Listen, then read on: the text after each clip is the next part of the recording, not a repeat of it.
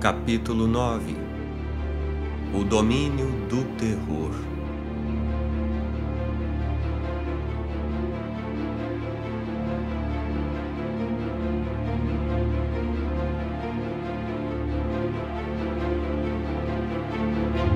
Em 23 de novembro de 2006, um homem chamado Alexander Litvinenko morreu num hospital em Londres. Tinha 41 anos, era agente do FSB e os seus últimos dias foram transmitidos ao vivo pela mídia britânica e alguns veículos da imprensa russa. Abre aspas. Há apenas 3 semanas, era um homem feliz, saudável, com uma basta cabeleira e que corria regularmente 5 quilômetros por dia. Fecha aspas. Publicou o Daily Mail no dia 21. Aquela legenda acompanhava a foto de Litvinenko, esquelético e calvo, com uma daquelas camisolas hospitalares aberta no peito, coberto de eletrodos. Abre aspas. O Sr. Litvinenko mal pôde erguer a cabeça de tão fracos que estão os músculos do seu pescoço. Tem dificuldade para falar e consegue apenas dizer umas poucas palavras aos trancos e com muita dor. Fecha aspas. No dia seguinte à publicação desse artigo, Alexander Litvinenko entrou em coma. No outro dia, finalmente conseguiram encontrar na sua urina vestígios do veneno polônio, uma substância rara e altamente radiativa que o estava matando. Poucas horas depois, o coração de Litvinenko parou pela segunda vez em 2 dias e ele morreu. Esse homem foi um exemplo típico de delator. Em 1998, ele apareceu numa entrevista coletiva televisionada juntamente com 4 de seus colegas da polícia secreta. Declarou que o FSB tinha lhes confiado tarefas ilegais, entre as quais a de matar Boris Berezovsky. A coletiva havia sido organizada pelo próprio magnata que Litvinenko conhecera em 1994, quando da investigação de uma não denunciada tentativa de assassinato por ele sofrida. Os 2 homens ficaram amigos e aparentemente depositavam excessivas esperanças um no outro. Berezovsky acreditava que o fato de conhecer alguém honesto no FSB lhe garantia alguma proteção. Litvinenko estava convencido que o influente bilionário poderia ajudá-lo a mudar o que estava errado no sistema. O agente estava na carreira desde os 18 anos. Foi o mais jovem tenente-coronel que a polícia secreta russa já teve. Era inteiramente dedicado ao sistema que o havia promovido, mas pertencia àquela raça rara dos que são incapazes de aceitar as imperfeições de um sistema, qualquer que seja ele, e absolutamente surdos aos argumentos dos que aceitam as coisas como elas são. Vladimir Putin foi nomeado chefe da FSB em agosto de 1998, em meio a alegações de corrupção contra o seu assessor. Quando ele foi nomeado, perguntei a Sasha quem era aquele homem. Disse-me anos depois Marina, a viúva de Litvinenko. Ele respondeu que, segundo alguns, o novo chefe nunca tinha trabalhado nas ruas, o que significava que os outros o desprezavam. Era alguém que não tinha feito carreira na organização. Mas Berezovsky conseguiu uma reunião entre o seu protegido, agora no comando da polícia secreta, e o seu amigo, o delator. Isso aconteceu naquela época em que Putin acreditava que o seu ambiente de trabalho era tão hostil que se reunia com Berezovsky no elevador desativado da sede do FSB.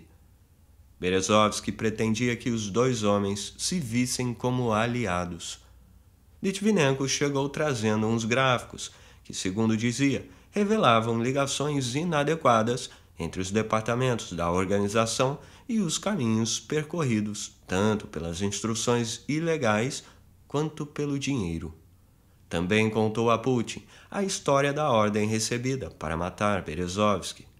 Fato que tanto ele quanto o próprio oligarca estavam convencidos que o novo diretor ignorava. Putin, segundo Litvinenko relatou mais tarde à esposa e a Berezovsky, não pareceu interessado. O encontro durou menos de 10 minutos. Ele saiu de lá abatido, preocupado com o futuro e, como fazem os homens do seu feitio, decidido a agir. O seu próximo passo foi convocar a coletiva sobre as atividades ilegais do FSB. Além da ordem para matar Berezovsky, ele declarou ter recebido instruções para raptar e espancar alguns destacados homens de negócios. Putin reagiu com um pronunciamento transmitido pela TV, onde atacava o caráter de Litvinenko, dizendo que ele não pagava a pensão alimentícia que devia à primeira mulher. Sua segunda esposa insistia que ela própria realizava os pagamentos todo mês e tinha os canhotos dos cheques para provar. 3 meses mais tarde, Litvinenko foi preso sob a acusação de ter usado força excessiva com um suspeito 3 anos antes. O caso não foi adiante e, em novembro de 1999, um tribunal militar o inocentou. Mas não permitiram que ele deixasse a sala do julgamento. Oficiais do FSB entraram e voltaram a prendê-lo sob outras acusações. Esse caso foi rejeitado e nem houve julgamento, mas logo surgiu um terceiro. No entanto, um juiz militar o liberou sob fiança para aguardar novo julgamento em liberdade. Mas quando Litvinenko ficou sabendo que as audiências seriam realizadas numa pequena cidade a cerca de 100 quilômetros de Moscou, onde provavelmente poucos jornalistas e observadores externos se aventurariam a ir, decidiu fugir da Rússia. Em setembro de 2000, disse à esposa que ia a uma cidade do sul do país visitar os pais já idosos.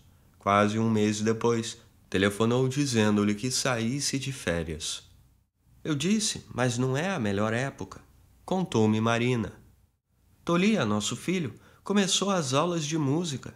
Por que tirar férias? Mas você sempre quis sair de férias, respondeu ele. Devia ir agora. E percebi.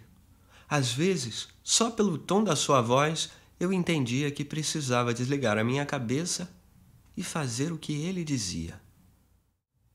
Comprou então um pacote de 2 semanas na Espanha e embarcou com um filho de 6 anos. Ao cabo de 2 semanas, Litvinenko mandou que ela estivesse no aeroporto de Málaga à meia-noite.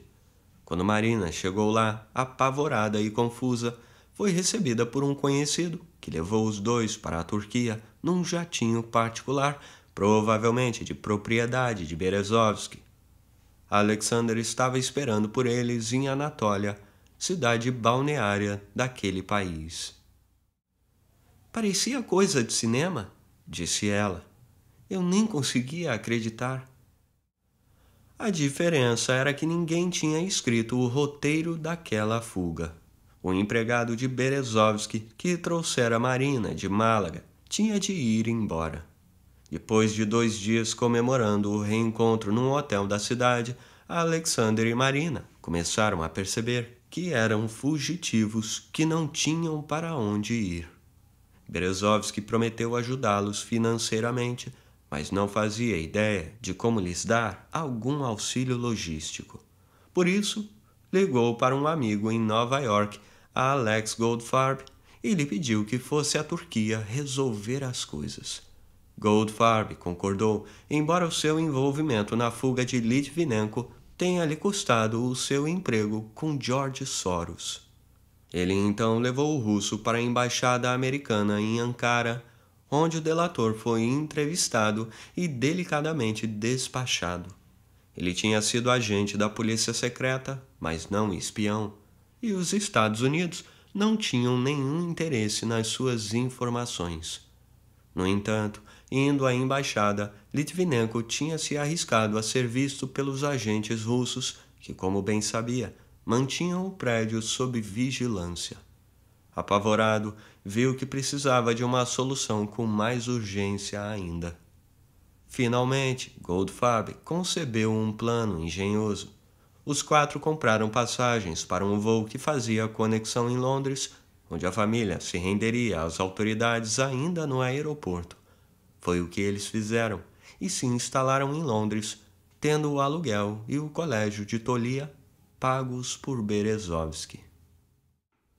Depois de alguns meses à toa, Litvinenko começou a escrever, junto com o historiador russo-americano Yuri Felshtinsky, que tinha conhecido durante o breve tempo que ele trabalhou nas empresas de Berezovsky em Moscou. Escreveu um livro sobre as explosões dos prédios residenciais em 1999. Usou a sua experiência profissional para analisar as evidências que já haviam sido examinadas na televisão russa, apontando inúmeras inconsistências existentes na versão oficial do FSB quanto à frustrada explosão de Ryazan. Felshtinsky e ele também analisaram as provas descobertas pelos repórteres da Novaya Gazeta, um semanário moscovita especializado em jornalismo investigativo. Esses repórteres encontraram 2 recrutas que haviam entrado sorrateiramente num depósito da Força Aérea em Ryazan no outono de 1999 em busca de açúcar para adoçar o seu chá. Ali acharam o que procuravam: dezenas de sacas de 50 quilos marcadas com a palavra açúcar. Mas a substância que tiraram daquelas sacas deu um gosto tão estranho ao chá que eles contaram todo o incidente, inclusive o fato de terem arrombado o tal depósito, entrado e roubado ao seu superior. O oficial mandou analisar a substância e descobriu que era exogênio, o explosivo. Litvinenko e Felshtinsky também descobriram provas de que o entreposto da Força Aérea era usado pelo FSB, que, segundo acreditavam, tinham estocado os explosivos. Aos poucos começaram a surgir outras evidências. Um parlamentar de oposição, Yuli Rybakov, um dos que se recusaram a ficar de pé durante a execução do hino russo-soviético, entregou a Litvinenko a transcrição da sessão da Duma do dia 13 de setembro. O orador interrompeu a sessão dizendo: "Acabamos de receber a notícia que um prédio residencial explodiu ontem à noite em Volgodonsky." Na verdade, o prédio de Volgodonsky só ia explodir 3 dias depois. Ao que parece, o agente do FSB infiltrado no gabinete do parlamentar, que mais tarde Litvinenko conseguiu identificar, tinha lhe passado a nota errada na hora errada, mas sabia de antemão que a explosão estava planejada. Outro delator, Mikhail Trepashkin, ex-agente da FSB, que participou da fatídica entrevista coletiva de 1998, resolveu participar da investigação. Conseguiu rastrear a ligação entre o FSB e os prédios de Moscou, identificando um homem de negócios cujo nome havia sido usado para alugar um espaço em ambos os edifícios, o agente do FSB, que armou o golpe para o tal homem, e até os 2 sujeitos contratados para organizar as explosões. O mais chocante é que Trepashkin descobriu provas de que o retrato falado de um suspeito havia sido trocado por outro. 2 homens foram presos e Trepashkin, que era advogado de formação, estava pretendendo representar 2 sobreviventes no tribunal e aproveitar a oportunidade para apresentar as suas provas. Mas uma semana antes das audiências, Trepashkin foi preso por porte ilegal de arma e acabou passando 5 anos na prisão. As audiências não foram abertas ao público. Os 2 suspeitos foram condenados à prisão perpétua, mas jamais se soube quem eram eles e por que tinham cometido aqueles crimes. Em 23 de outubro de 2002, um casal de amigos passou lá em casa. Eu tinha 2 crianças, uma de 3 anos e outra de 1 ano, e por isso praticamente não saía à noite. Esses amigos, um dos quais era produtor de TV, sugeriu que ligássemos a televisão para assistir a um novo talk show que eu ainda não tinha visto. O programa mal tinha começado quando foi interrompido por um plantão de notícias. Estava acontecendo um ataque com reféns num teatro de Moscou. Nessa época, eu editava um pequeno site independente de análise política, o Polit.ru. Nos 3 dias seguintes, dormi 3 horas ao todo. Os meus repórteres ficavam se revezando diante do teatro e eu ia postando no site as notícias que eles mandavam. Passava um pouco das 9 da noite, quando começou o cerco ao teatro. O musical que estava sendo encenado ali incluía uma cena em que aparecia um avião de verdade, da época da Segunda Guerra Mundial. Foi nesse momento que uns homens mascarados, armados de metralhadoras, subiram ao palco e cercaram toda a sala. Por alguns instantes, boa parte do público achou que aquilo fazia parte da peça. Havia cerca de 800 pessoas no teatro naquela noite, à exceção de algumas dezenas de crianças e de estrangeiros que os sequestradores liberaram quase de imediato, e alguns atores, entre os quais também havia muitas crianças que conseguiram fugir pela janela de um camarim. Todos os demais passaram as próximas 58 horas naquela sala. Com o tempo, foram ficando exaustos, desidratados, aterrorizados e acabaram entrando em desespero. Embora tivessem recebido ordens de entregar os celulares aos terroristas, várias pessoas conseguiram ligar para a principal rádio do país em diferentes momentos. Assim, durante todo o episódio, uma cidade paralisada pelo medo e pela ansiedade podia ouvir vozes vindas lá de dentro do teatro. Por volta das 7 da manhã do terceiro dia, várias autoridades governamentais entraram na sala de reuniões de um colégio da vizinhança, onde parentes dos reféns passaram a maior parte daqueles dias. Eles estavam felizes e animados, contou uma dessas pessoas tempos depois. Foram direto para o microfone. A sala mergulhou no maior silêncio. Então eles disseram essas doces palavras. A operação transcorreu sem problemas. Disseram ainda que os terroristas estavam mortos e que não havia vítimas entre os reféns. A sala irrompeu em aplausos e gritos de alegria. Todos agradeciam às autoridades por terem salvado os seus entes queridos. Tudo naquela declaração triunfal era mentira. O episódio do Teatro de Moscou é simultaneamente um dos sequestros mais bem executados e uma das operações de resgate mais absurdamente grosseiras de todos os tempos. Durante todos aqueles dias, os terroristas, que davam a impressão de serem desorganizados e estarem desorientados, deram sequência às negociações com quase todos que entravam ali e continuaram liberando pouco a pouco alguns reféns. Um grupo de médicos de várias especialidades, políticos e jornalistas tiveram permissão para entrar no prédio e negociar condições melhores para os reféns. Parentes dessas pessoas, torcendo desesperadamente por uma solução pacífica, se reuniram no segundo dia e redigiram uma petição que foi apresentada com mais de 250 assinaturas. Caro presidente, somos filhos, parentes e amigos dos reféns que estão presos no teatro. Estamos apelando para a sua razão e sua misericórdia. Sabemos que o prédio está cheio de explosivos e que o uso da força vai levá-lo pelos ares. Temos certeza que nenhuma concessão é grande demais quando se trata de salvar a vida de 700 pessoas. Vimos lhe pedir que não deixe essas pessoas morrerem.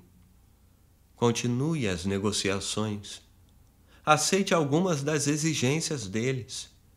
Se os nossos entes queridos morrerem, não poderemos mais acreditar que o nosso Estado é forte e que o seu governo é real. Não nos deixe órfãos. Poucas horas depois, um dos nossos repórteres ligou dizendo que um hospital bem ao lado do teatro tinha sido evacuado. Os militares estavam dando início à invasão do prédio, pensei, e trataram de abrir espaço para possíveis vítimas. Às 5:30 da manhã de sábado, terceiro dia do sequestro, 2 reféns ligaram para a Eco Moskvi, a maior estação de rádio da capital. Não sei o que está acontecendo, disse uma delas, soluçando. Tem um gás, estamos todos sentados. Por favor, espero que isso aqui não seja outro Kursk. Sem conseguir mais falar, passou o telefone para a amiga, que disse: Parece que estão começando a usar a força. Por favor, não nos abandonem se houver alguma chance. Estamos implorando. Com isso, fica dolorosamente evidente que nem os reféns, nem os seus amigos e parentes que estavam do lado de fora confiavam nas forças armadas do país para salvá-los. A referência ao Kursk deixou isso muito claro. Eles não acreditavam que o governo tivesse qualquer consideração pela vida humana. Na verdade, o plano de resgate era brilhante. Forças especiais, usando passagens subterrâneas, encheriam o teatro com um gás que faria todos ali dentro adormecerem. Assim, seria possível evitar que os terroristas detonassem os explosivos instalados ao redor da sala. Mulheres vestidas de preto e aparentemente carregando explosivos sob as roupas estavam postadas por todo o lado. Os terroristas adormecidos seriam então presos e os reféns libertados pelas tropas que penetrariam no prédio pelas mesmas passagens subterrâneas, mas também pelas portas da frente. Nada saiu como planejado. Os terroristas levaram uns bons minutos para adormecer. Ninguém sabe dizer ao certo por que não detonaram os explosivos e começaram a surgir especulações de que não havia explosivo algum.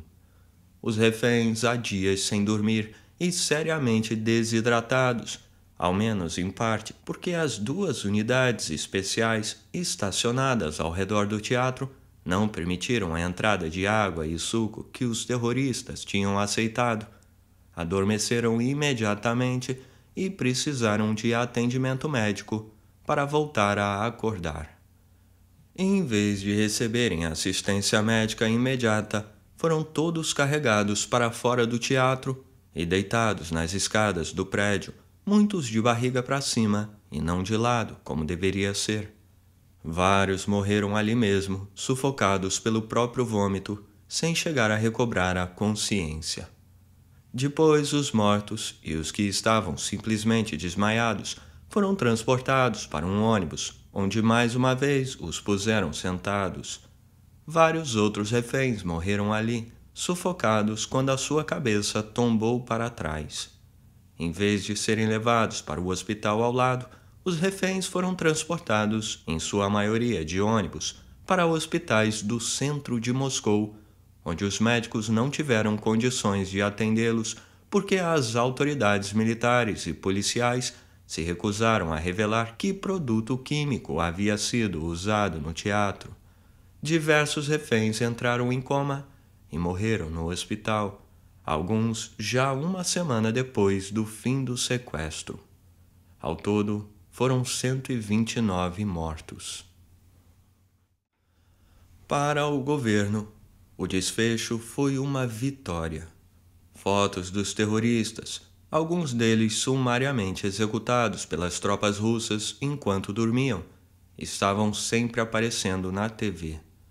Homens e mulheres caídos nas poltronas ou em cima de mesas, com nítidos ferimentos à bala na cabeça. Quando escrevi um artigo sobre o descaso pela vida humana que o governo havia demonstrado ao declarar vitória diante de 129 mortes desnecessárias, recebi uma série de ameaças de morte. O triunfo sobre o terrorismo não era coisa a ser questionada. Isso aconteceu meses antes de alguns ativistas de direitos humanos ousarem assinalar que a Rússia havia violado diversas convenções internacionais, além das suas próprias leis, ao utilizar gás e recorrer à força, quando os terroristas ainda se mostravam dispostos a negociar. Poucos russos vieram a saber que os terroristas, liderados por um jovem de 25 anos, que jamais havia saído da Chechênia, haviam feito exigências ridiculamente fáceis de serem aceitas, o que poderia ter salvado a vida de todos os reféns. Pediram que o presidente Putin declarasse publicamente que queria pôr fim à guerra na Chechênia e demonstrasse a sua boa vontade, ordenando a retirada das tropas de todos os distritos da República Separatista. Mas, na aparente simplicidade de suas exigências, os terroristas estavam pedindo a Putin que agisse de uma forma que contrariava a sua própria natureza. O garoto, que não conseguia parar de brigar, que só parecia se acalmar para logo voltar a se enfurecer e atacar novamente, e que agora era o presidente que havia prometido despachar o inimigo privada abaixo. De certo, ia preferir sacrificar 129 dos seus cidadãos a declarar publicamente que queria a paz. E ele não fez tal declaração. 2 semanas antes desse episódio, Putin esteve em Bruxelas para uma cúpula Rússia-União Europeia, principalmente dedicada a discutir a ameaça internacional do terrorismo islâmico. Numa entrevista coletiva concedida no final do evento, um repórter do jornal francês Le Monde fez uma pergunta sobre o uso de artilharia pesada contra civis na Chechênia. Parecendo tranquilo e até ostentando um ligeiro sorriso, Putin respondeu, abre aspas, se você está disposto a se tornar adepto radical do Islã e a ser circuncidado, está convidado a vir para Moscou. Somos um país de vários credos. Temos especialistas nisso. Eu recomendaria que a operação fosse realizada de tal forma que nada voltasse a crescer de novo no local. Fecha aspas. O intérprete não ousou traduzir aquela resposta na íntegra e tampouco fez isso para a edição do The New York Times do dia seguinte. O jornal traduziu discretamente a sua última frase como: você será bem-vindo, pois tudo e todos são tolerados em Moscou. Mas o vídeo que mostra Putin disparando a sua grosseria contra o repórter ainda era muito acessado na RuTube 9 anos depois e demonstrava a sua extrema inabilidade, mesmo para fingir que pretendia buscar uma solução pacífica para o conflito na Chechênia. Alexander Litvinenko morava agora numa casa geminada na região norte de Londres, e do outro lado da rua estreita morava Ahmed Zakaev, um ex-ator de Grozny, a capital chechena, que em fins dos anos 1990 tornou-se o rosto inteligente e encantador de uma Chechênia independente. Zakaev tinha sido peça-chave no governo checheno do pós-cessar-fogo e representava o seu país no Ocidente. Em 2000, tendo sido ferido, viajou para se tratar e acabou pedindo asilo político na Grã-Bretanha. Vivia em Londres recebendo um ordenado de seu antigo parceiro de negociações, Boris Berezovsky, exatamente como Litvinenko, que passara boa parte da segunda metade dos anos 1990 na Chechênia, integrando as tropas russas. Para os seus antigos companheiros que haviam sobrevivido à guerra, Zakaev era o primeiro-ministro checheno vivendo no exílio. Juntos, Litvinenko e Zakaev esmiuçaram documentos e gravações em vídeo do episódio do teatro e fizeram uma descoberta espantosa. Um dos terroristas não foi morto. Na verdade, ele parecia ter deixado o prédio pouco antes da invasão pelas tropas. Identificaram o homem como Kampas Terkipaev, um ex-jornalista que, acreditavam eles, vinha trabalhando há tempos para a polícia secreta russa. No dia 31 de março de 2003, Zakhaev viu Terkibaev em Estrasburgo, onde ambos tinham ido para participar de uma assembleia do Parlamento Europeu como representantes do povo checheno, esse último com a aprovação de Moscou, o outro sem ela. Em princípios de abril, Litvinenko foi procurar Sergei Yushchenkov, o coronel liberal com quem Marina Sali havia trabalhado antes de fugir de Moscou e que agora estava empenhado numa investigação parlamentar sobre o episódio do teatro. Ele passou todas as informações que havia obtido com Terkibaev. 2 semanas depois, Yushchenkov foi morto a tiros em Moscou, em plena luz do dia. Litvinenko tinha certeza que a sua morte foi consequência direta da tal investigação. Mas Yushchenkov já tinha passado os documentos que recebeu de Litvinenko para outra pessoa.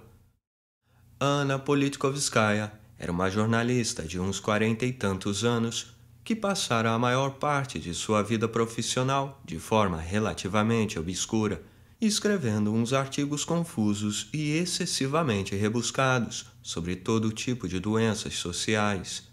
Durante a Segunda Guerra na Chechênia, ela despontou como uma repórter incansável e corajosa que passou várias e várias semanas na região, desconsiderando aparentemente as restrições militares impostas pela Rússia, documentando denúncias de abusos e de crimes de guerra. Em 1 ou 2 anos, tinha se tornado, sem sombra de dúvida, a russa em quem os chechenos mais confiavam. De óculos e cabelos grisalhos, mãe de 2 filhos já adultos, ela não parecia absolutamente uma caçadora de escândalos ou repórter de guerra, o que provavelmente lhe valeu a própria segurança em diversas ocasiões. Durante o episódio do teatro, Politkovskaya teve permissão para entrar no prédio e tentar negociar com os terroristas, e aparentemente foi quem conseguiu que eles concordassem com a distribuição de água e suco para os reféns. A jornalista procurou Terkibaev, que ela reconheceu, segundo disse, por tê-lo visto no tempo que passou dentro do teatro, e fez uma entrevista com ele.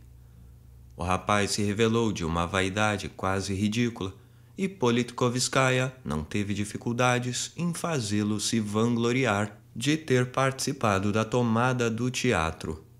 Estava efetivamente lá dentro, levou os terroristas até lá e conseguiu fazê-los passar em várias vans repletas de armas pelos postos de controle na Chechênia e por outros tantos nas proximidades de Moscou, e tinha um mapa detalhado do prédio, coisa que nem os próprios terroristas nem as tropas federais possuíam. Para quem estava trabalhando? Para Moscou, disse ele. Politkovskaya foi bem cautelosa nas conclusões que tirou dessa entrevista. Era óbvio que Terkibaev mentia muito, e havia também os fatos. Ele estava efetivamente entre os sequestradores, continuava vivo e circulava livremente, até mesmo como membro de delegações oficiais no exterior. A sua alegação de que trabalhava para um dos serviços secretos parecia ser verdadeira. E ele disse ainda outra coisa importante. Os terroristas não acionaram os explosivos mesmo quando sentiram que o local estava se enchendo de gás, prelúdio inconfundível de um ataque ao prédio, porque não havia explosivo algum. As mulheres que ficaram paradas junto às poltronas, de olho nos reféns e com o dedo num botão, estavam usando dinamite falsa. Se isso fosse verdade, e havia boas razões para se achar que sim, então todos os que morreram naquele teatro morreram à toa. E já que Kampas Terkibaev deixou o prédio antes de as forças especiais darem início à invasão, é provável que o Kremlin também soubesse disso. Em 3 de julho de 2003, morreu outro membro de uma comissão independente que investigava as explosões de 1999. Yuri Shekotkin, um político liberal sem papas na língua e um jornalista sempre pronto a desencavar falcatruas. Ele era o vice-editor da Novaya Gazeta e, como chefe da equipe investigativa, o superior imediato de Politkovskaya, havia sido hospitalizado 2 semanas antes, apresentando uns sintomas misteriosos. Queixava-se de uma sensação de queimação por todo o corpo e estava vomitando. Em uma semana, entrou em coma, a pele do seu corpo começou a descascar e o seu cabelo a cair. Shekotkin morreu de falência múltipla dos órgãos causada por uma toxina desconhecida. Os médicos do hospital mais bem equipado de Moscou, que o diagnosticaram como portador de uma síndrome alérgica, não foram capazes de retardar o avanço daquele mal ou de amenizar de forma significativa as dores que sentia. Shekotkin vinha trabalhando em tantas investigações que os seus amigos e colegas, que em sua maioria achavam que tinha sido assassinado, não sabiam dizer qual das suas missões suicidas o levou efetivamente à morte. Zakhaev estava persuadido que o assassinato do jornalista visava impedir que ele publicasse informações que tinha conseguido obter sobre o episódio do teatro. Mais precisamente, provas de que algumas das terroristas eram criminosas condenadas que, no papel, ainda estavam cumprindo pena em prisões russas na época do atentado. Em outras palavras, a sua soltura havia sido provavelmente conseguida por alguém com poderes extralegais. E mais uma vez, esse era um detalhe que indicava o possível envolvimento da polícia secreta na organização desse ato de terror. Em 1º de setembro de 2004, assim que chegou a notícia do cerco à escola de Beslan, Politkovskaya, como era de se esperar, correu para o aeroporto para embarcar para a Ossétia do Norte. Vários outros jornalistas fizeram o mesmo, até o outro repórter famoso na Chechênia, Andrei Babitsky, o homem que havia sido sequestrado pelas tropas russas bem no início do reinado de Putin. Ele foi detido no aeroporto de Moscou, declaradamente sob suspeita de estar transportando explosivos. Como não encontraram nada, Babitsky foi liberado, mas não conseguiu ir para Beslan. Politkovskaya, inscrita na lista de passageiros de 3 voos consecutivos, todos cancelados antes do embarque, conseguiu enfim um lugar num avião que ia para Rostov, a maior cidade do sul do país, a cerca de 650 quilômetros de Beslan. Ela pretendia percorrer o resto do trajeto num carro alugado. O seu plano era atuar não apenas como repórter, mas também, na medida do possível, como negociadora, exatamente como havia feito 2 anos antes no caso do teatro em Moscou. Antes de viajar, conversou longamente com Zakhaev em Londres, insistindo para que ele mobilizasse todo e qualquer líder checheno para conversar com os terroristas e negociar a libertação das crianças. Sugeriu que talvez alguns líderes rebeldes pudessem sair dos seus esconderijos para desempenhar essa função sem estabelecer qualquer condição pessoal. Zakhaev concordou. Sempre cuidadosa, a essa altura, Politkovskaya vinha sendo alvo de constantes ameaças de morte e tinha visto o seu editor morrer envenenado. Levou a própria comida para o avião e pediu apenas uma xícara de chá. 10 minutos depois, desmaiou. Quando o avião aterrissou, ela já estava em coma. Na opinião dos médicos que a atenderam em Rostov, foi um verdadeiro milagre ter sobrevivido. Os médicos de Moscou, para onde a jornalista foi transportada 2 dias mais tarde, acabaram concluindo que ela tinha sido envenenada por uma toxina não identificada que causou sérios danos aos seus rins, ao seu fígado e ao seu sistema endócrino. Politkovskaya, que levou 2 meses para se curar e nunca mais recuperou inteiramente a saúde, foi efetivamente impedida de cobrir e investigar a tragédia de Beslan. Outras pessoas assumiram esse desafio. Entre elas estava Marina Litvinovich, que havia sido responsável pela criação da imagem de Putin anos antes. Depois do episódio do teatro, ela deixou o emprego no núcleo de consultoria política do Kremlin, nem tanto por discordar da maneira como o FSB conduziu o processo, mas por ter sido excluída da equipe que trabalhou no caso do atentado. Andou ciscando pela oposição até esta deixar efetivamente de existir.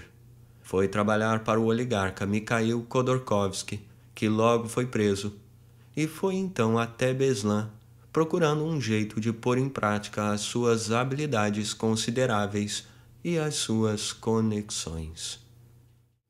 Fiquei com medo de ir, disse-me ela. Nunca tinha estado no Cáucaso.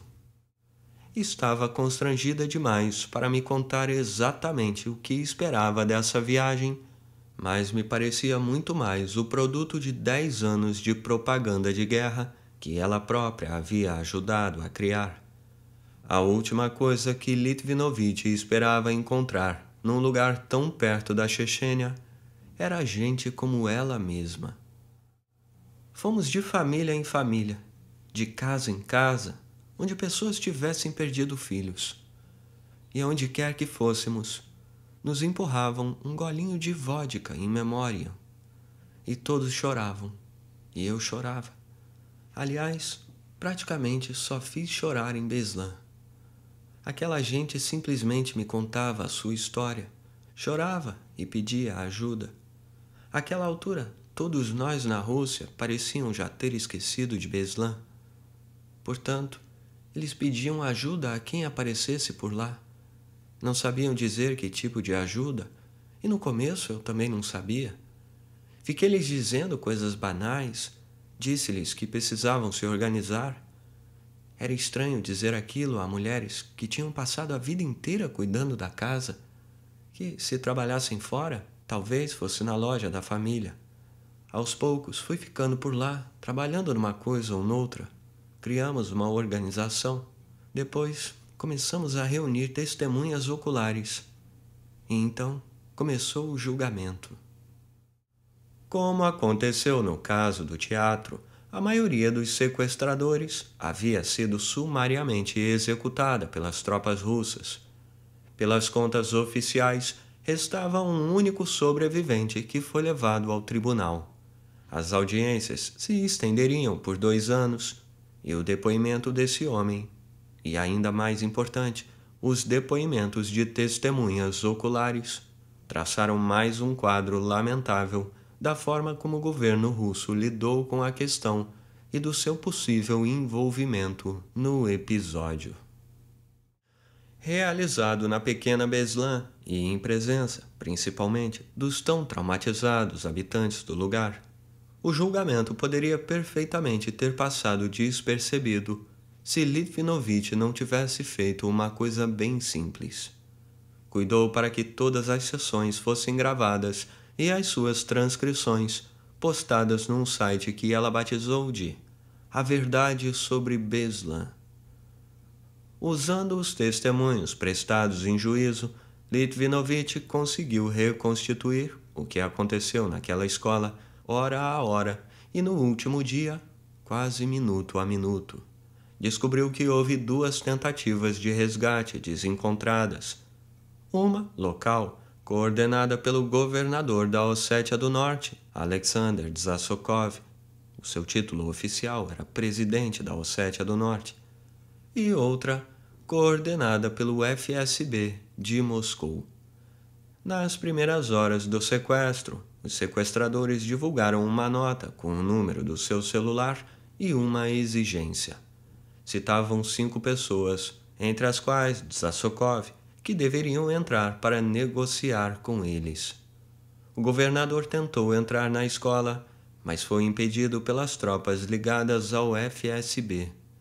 Ele, porém, conseguiu que o ex-dirigente da vizinha Ingushétia, Ruslan Alchev, entrasse no prédio.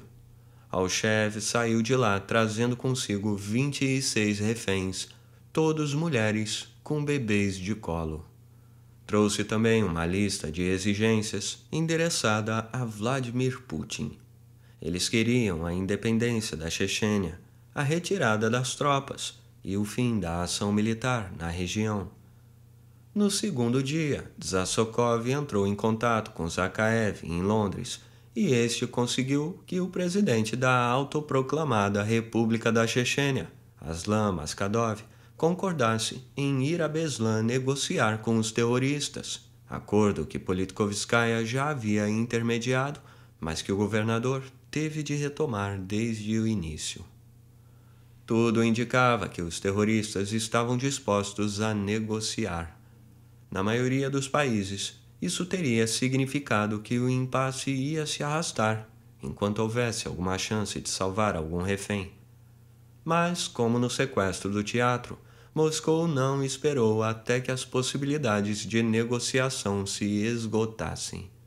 Na verdade, a deflagração da ação militar parece ter sido ajustada especificamente para impedir um encontro entre os terroristas e Maskhadov, que representava uma boa chance de se chegar a uma solução pacífica.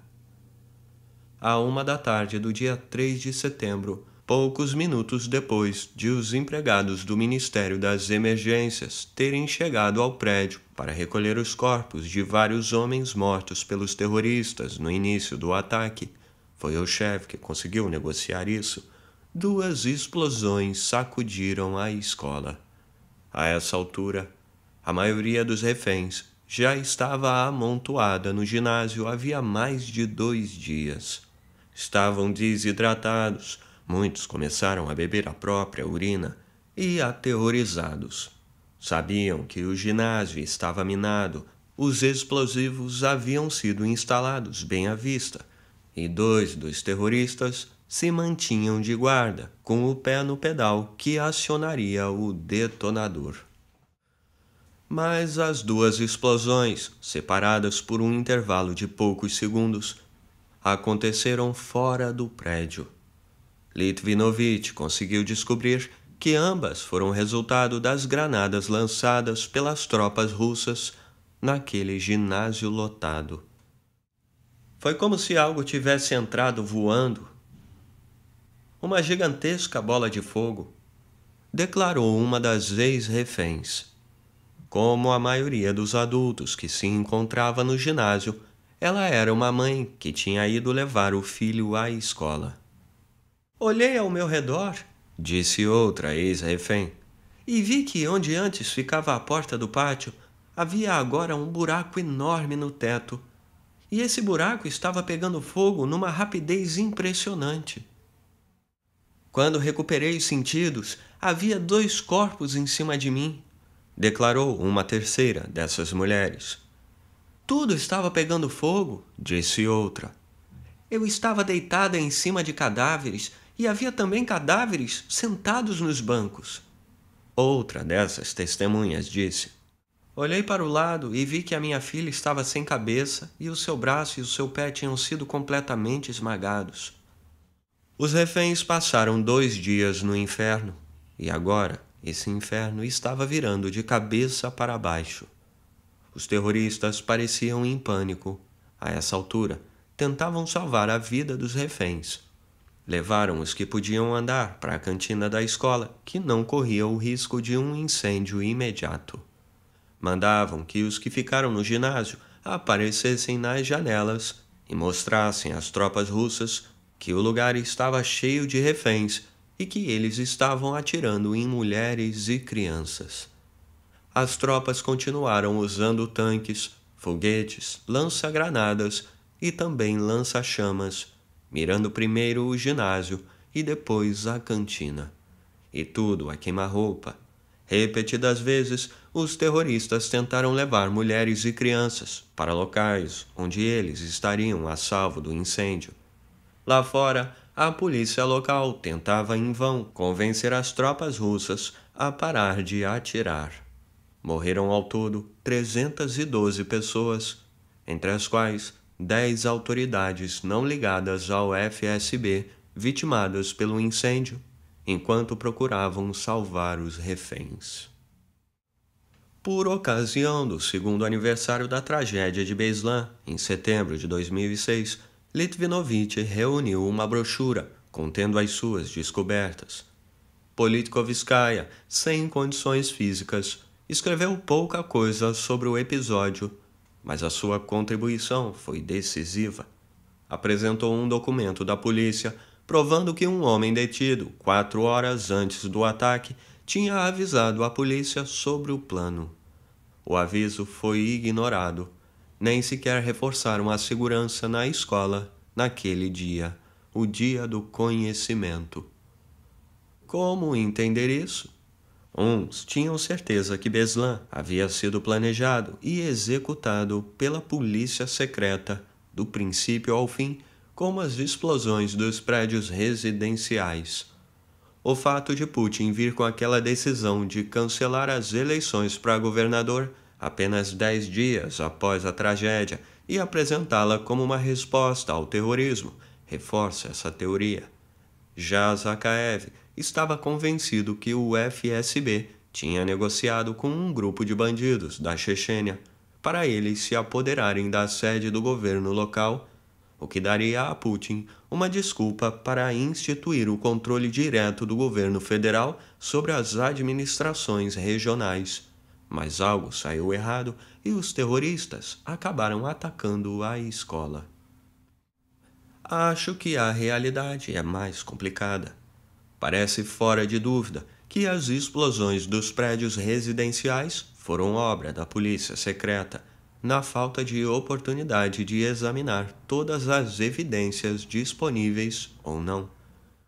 Os casos do teatro e de Beslan me parecem menos operações bem planejadas que o resultado de uma série de atitudes erradas, alianças infames e planos fracassados. Ao que tudo indica, está provado que parte dos oficiais do FSB mantinham relações duradouras com terroristas ou potenciais terroristas da Chechênia. Pelo menos algumas dessas relações envolviam a troca de serviços por dinheiro. É evidente que alguém, provavelmente a polícia, mas também poderia ser a polícia secreta, precisava ajudar os terroristas a circular pela Rússia.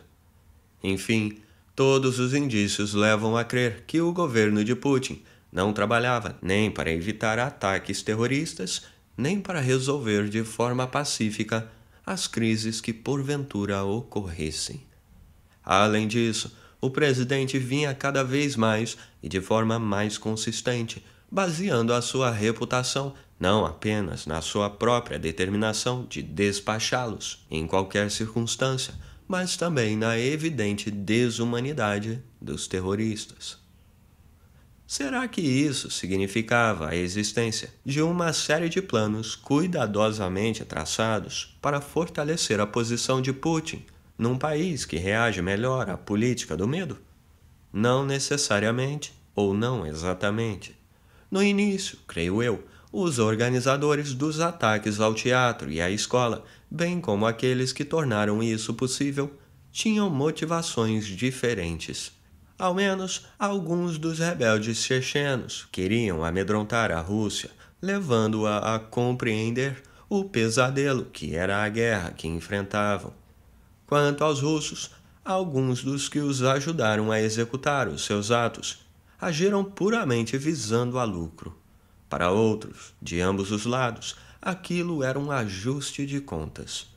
Outros ainda estavam efetivamente engajados em importantes esquemas políticos que podiam ou não envolver o topo da pirâmide.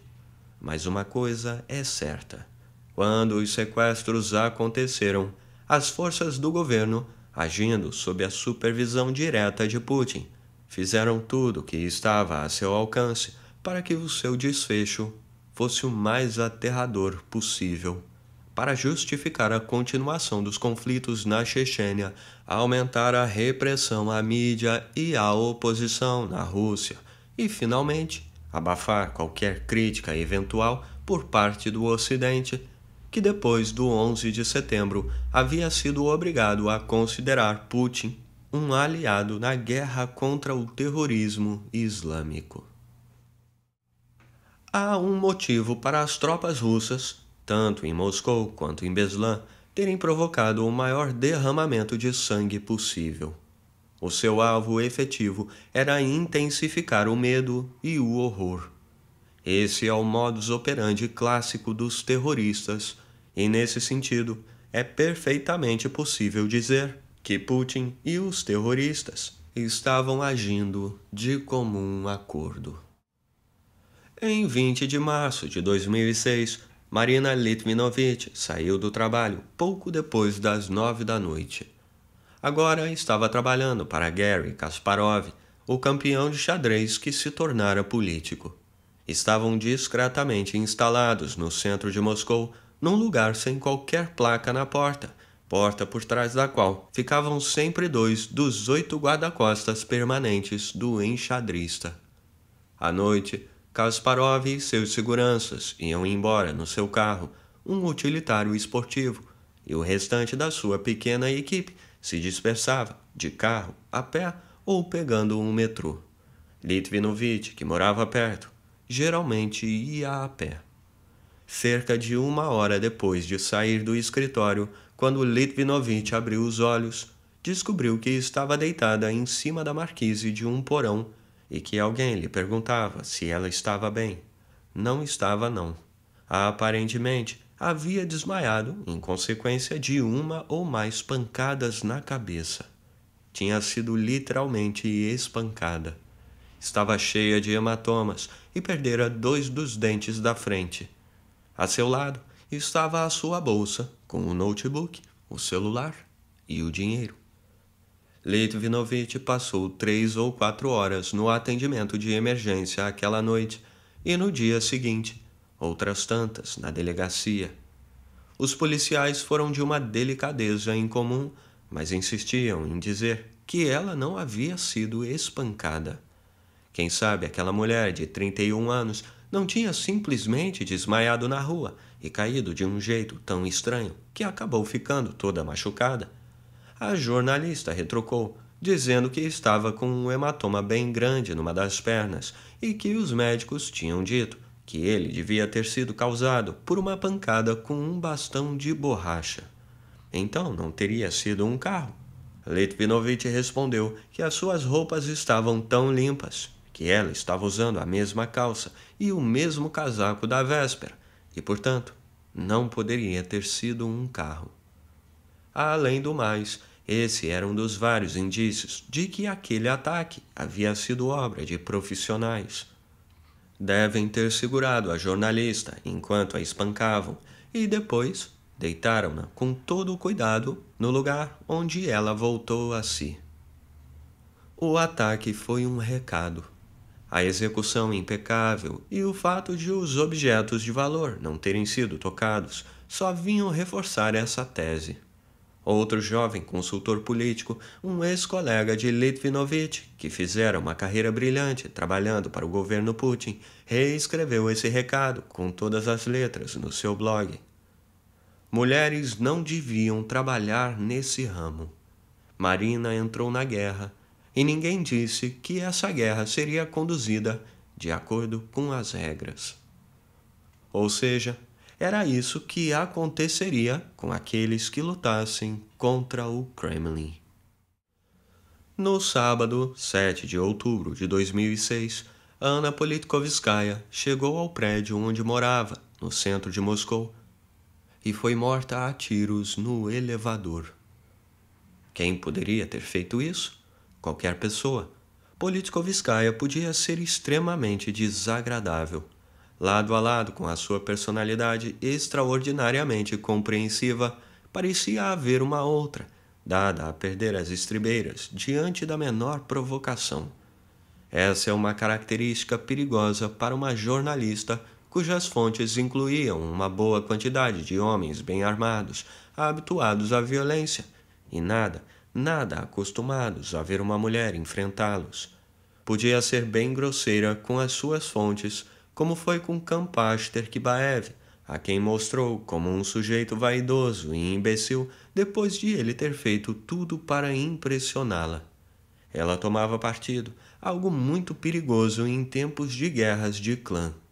Mas, acima de tudo, era conhecida como crítica do regime de Putin. Alexander Litvinenko tinha certeza que foi isso que a matou. Anna Politkovskaya foi morta por Putin. Esse foi o título do obituário que postou naquele dia. Às vezes discordávamos e chegávamos a discutir, escreveu ele, referindo-se à sua relação com a jornalista. Mas nos entendíamos perfeitamente a respeito de um ponto. Ambos acreditávamos que Putin é criminoso de guerra, que é culpado pelo genocídio do povo checheno e que devia ser julgado por um tribunal aberto e independente. Ania tinha consciência que Putin podia matá-la por causa das suas convicções, e por isso ela o desprezava. No dia em que Politkovskaya morreu, Putin estava completando 54 anos. Os jornalistas começaram imediatamente a denominar o assassinato seu presente de aniversário. O presidente não se manifestou sobre aquela morte. No dia seguinte, mandou votos de um feliz aniversário a um patinador no gelo que fazia 60 anos e a um ator conhecido que fazia 70, mas continuou absolutamente calado com relação a um assassinato que tinha abalado a capital e o país. 3 dias depois do crime, ele foi a Dresden, cidade onde vivera tempos atrás, para um encontro com a chanceler alemã Angela Merkel. Quando desceu do carro, topou com um grupo de cerca de 30 pessoas que portavam cartazes onde se lia "Assassino" e "Assassinos não são bem-vindos por aqui".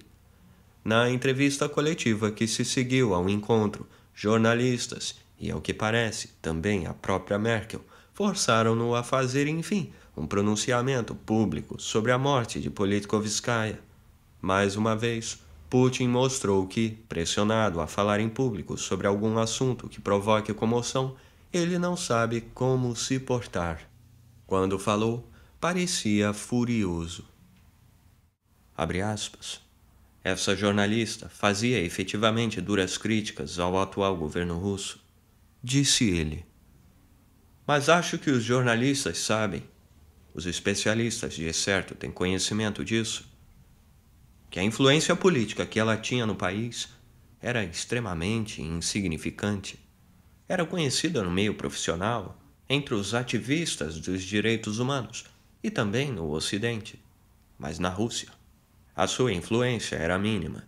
O assassinato de uma pessoa assim, o assassinato a sangue frio de uma mulher, de uma mãe, é por si só um ataque ao nosso país. Esse crime prejudica muito mais a Rússia e o seu atual governo, e o atual governo da Chechênia, que qualquer artigo que ela tenha escrito. Ele tinha razão.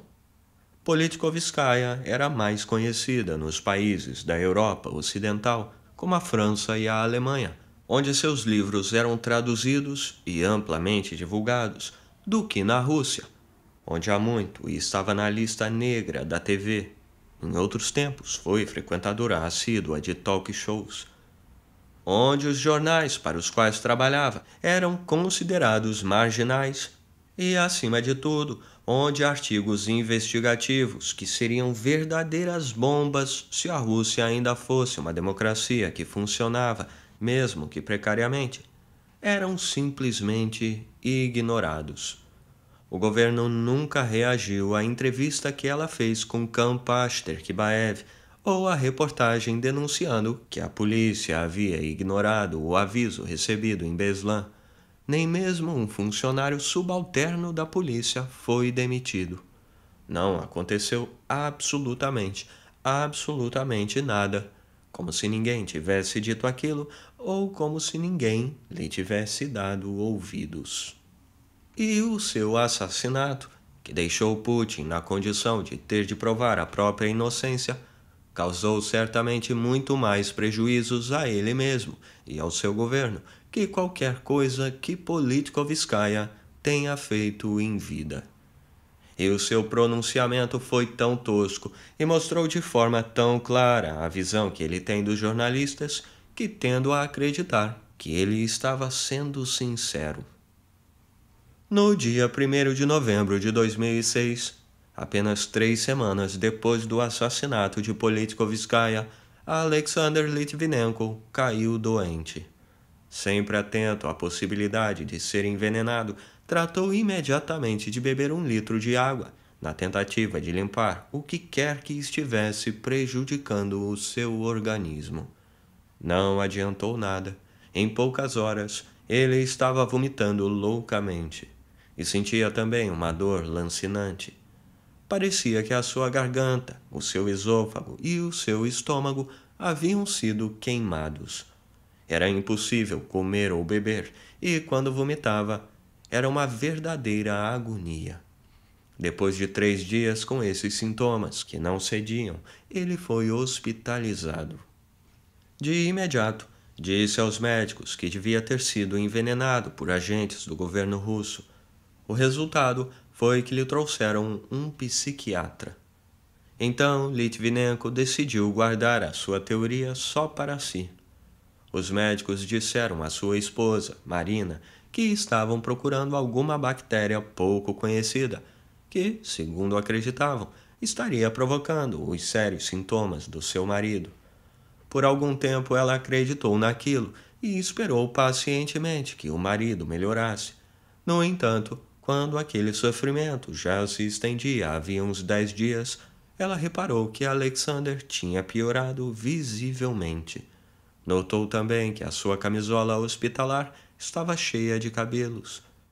Acariciei a cabeça dele, disse-me ela tempos depois. Eu estava usando luvas de borracha e o cabelo dele saiu na minha mão. Sasha, o que é isso? Perguntei. Não sei, respondeu ele.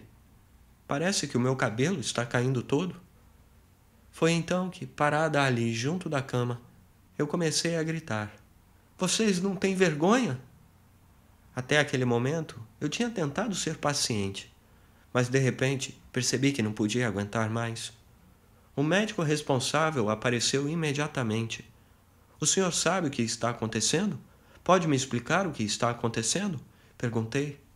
Eles então chamaram alguém da oncologia e um outro especialista e começaram a examiná-lo.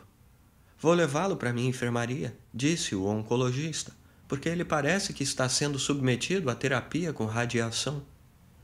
Levaram Alexander para outra enfermaria, mas mesmo assim não conseguiram descobrir nada.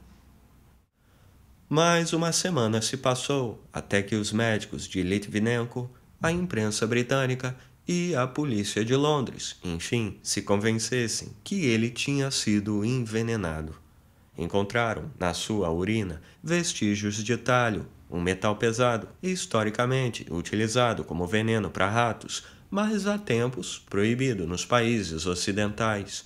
A descoberta trouxe esperança para Litvinenko, sua esposa e seus amigos.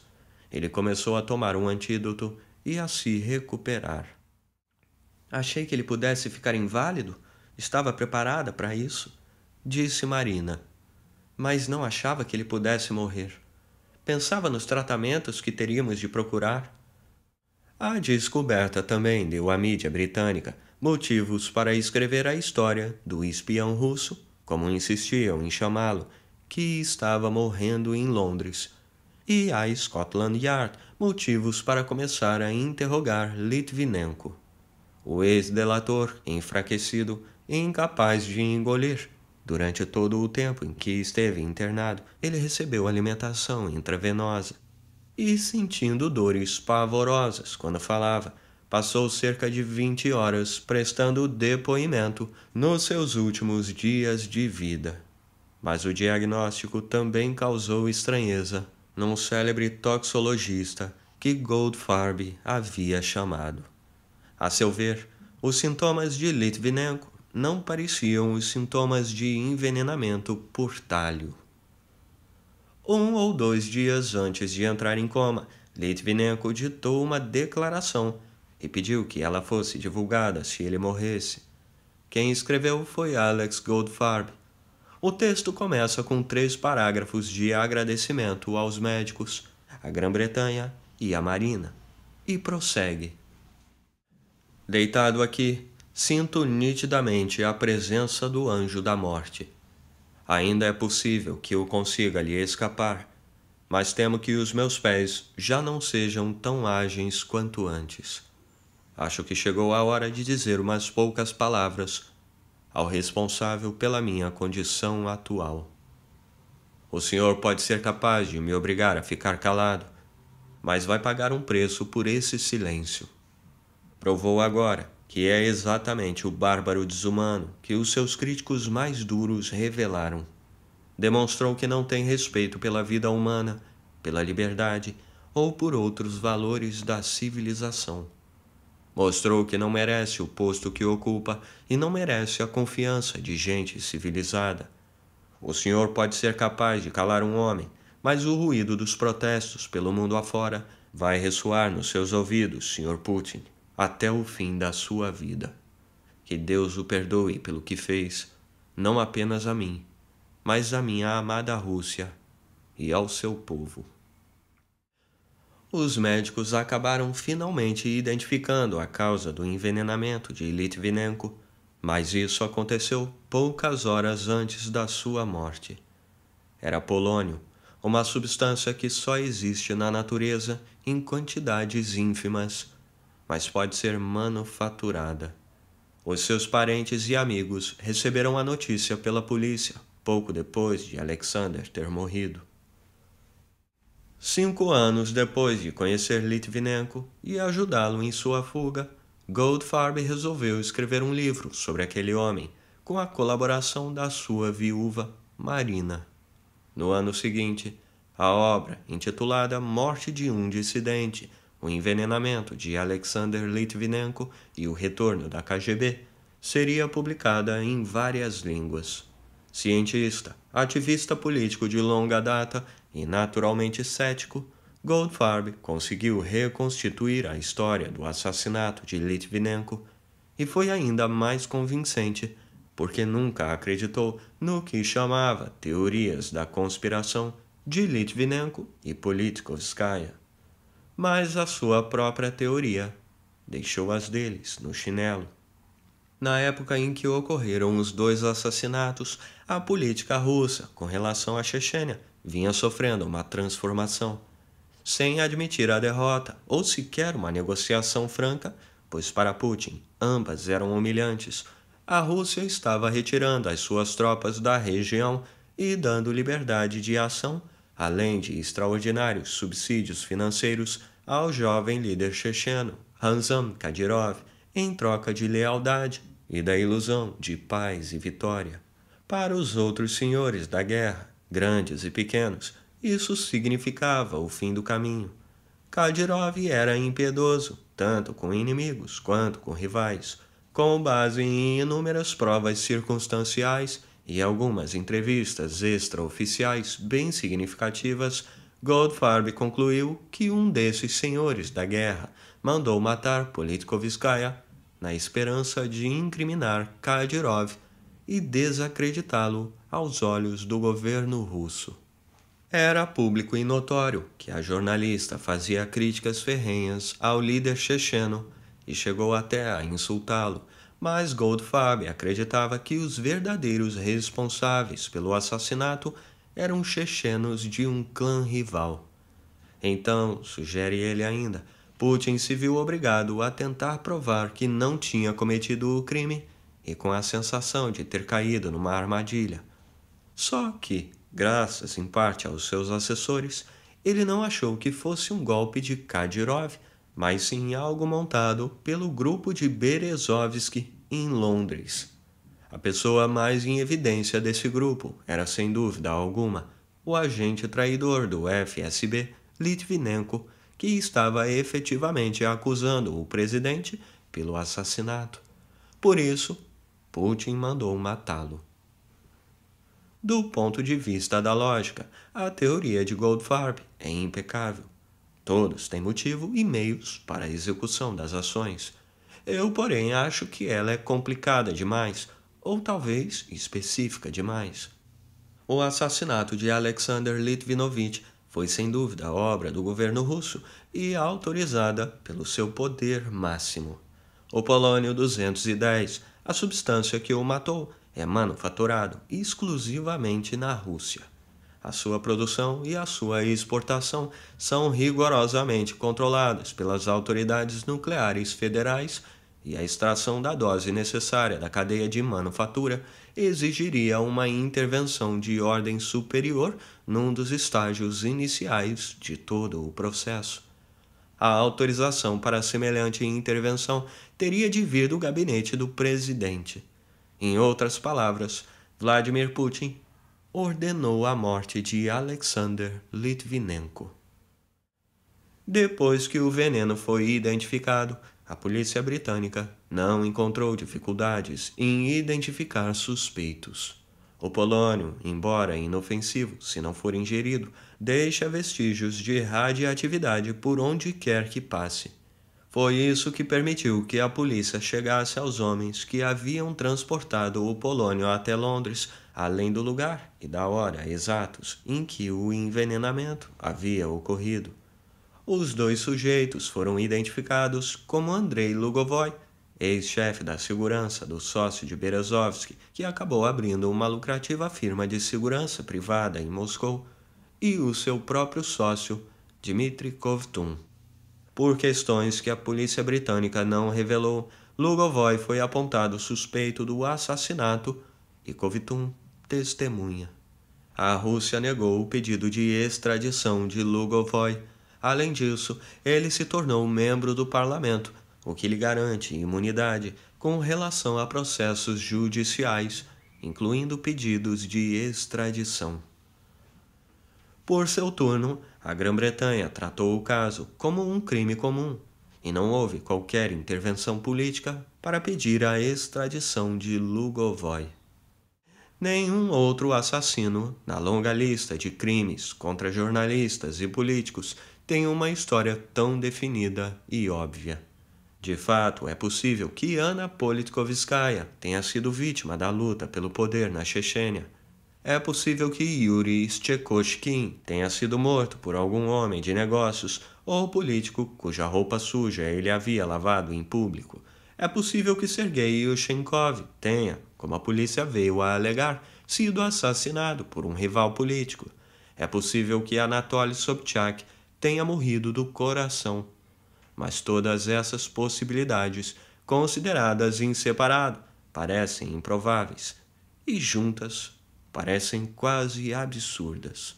A verdade pura e simples é que a Rússia de Putin é um país onde rivais políticos e críticos declarados são, muitas vezes, mortos. E, ao menos de vez em quando, a ordem vem diretamente do gabinete do presidente.